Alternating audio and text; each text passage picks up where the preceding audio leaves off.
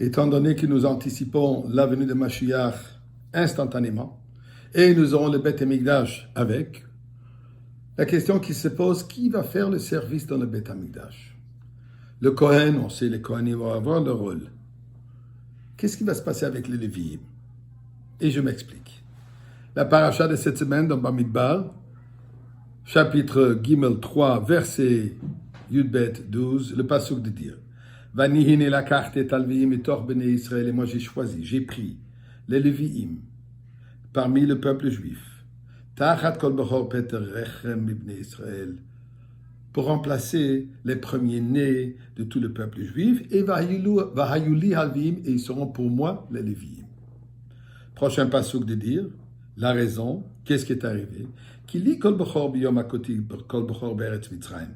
Originalement, tous les premiers-nés ils étaient dédiés à moi pour servir dans le Beth Amikdash. Quand j'ai tué tous les premiers-nés en Égypte, j'ai sanctifié tous les premiers-nés de parmi le peuple juif, mais Adam Behema, d'être humain, même l'animal. Li Yiyu, qui était censé d'être pour moi, Ani Hashem, je suis Dieu. Malheureusement, ce qui est arrivé, nous explique Rashi, que quand il y a eu le péché du veau d'or, là, Dieu a dit, eux ne peuvent plus être les serviteurs dans le Beth Amikdash. Étant donné que le seul Shevet, la seule tribu, la tribu de Lévi, qui eux n'ont pas participé dans le Chet HaEgel, eux ont depuis remplacé les Lévi'im.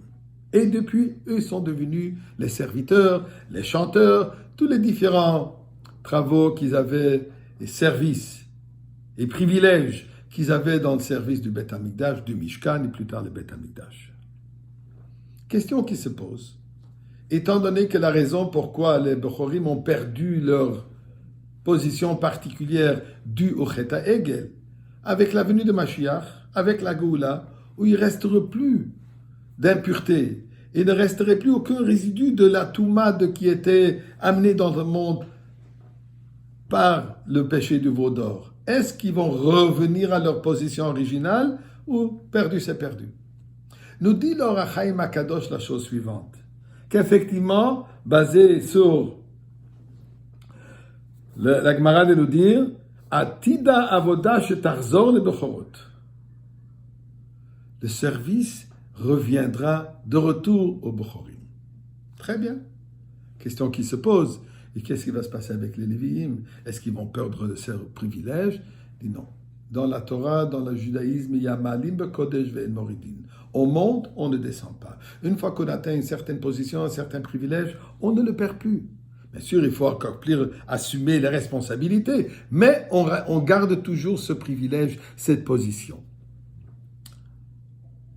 Qu'est-ce que ça représente, la différence entre le Lévi et les Bechorim? Alors nous savons très bien que être Lévi passe d'une ligne paternelle, comme le pasuk de dire, le Bet Avotam, du foyer, de la dynastie du père.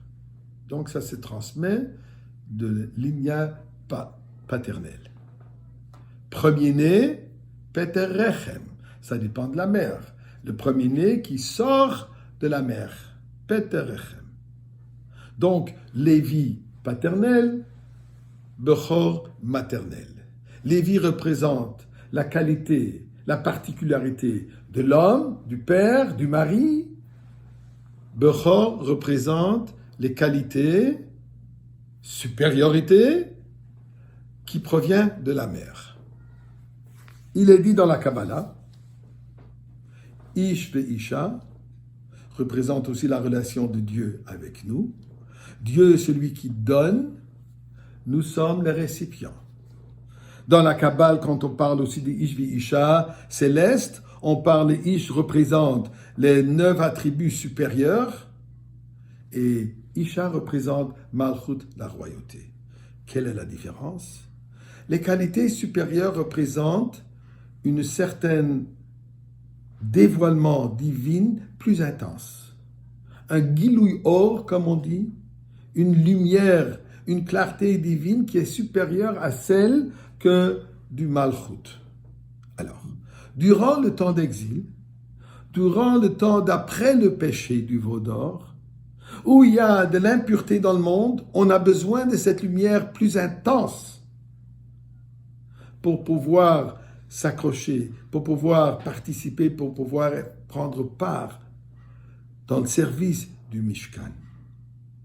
Mais une fois que tout est nettoyé, et c'est ici en grande partie à travers Malchut, puisque c'est elle, cette royauté, c'est la femme, c'est la maman qui élève, qui éduque, qui purifie toute impureté. Donc après le temps de la Géoula, ce qui va se passer, que cette qualité de Malchut, cette qualité de mère, sera supérieure à cette qualité de paternelle. Donc, le Bechor redeviendra Lévi. Effectivement, les deux vont travailler ensemble. Et c'est ce que nous demande Akadosh Baruch Hu. On a des Léviim, on a des Prorim, amène-nous le Beth Amikdash, on est prêt à travailler.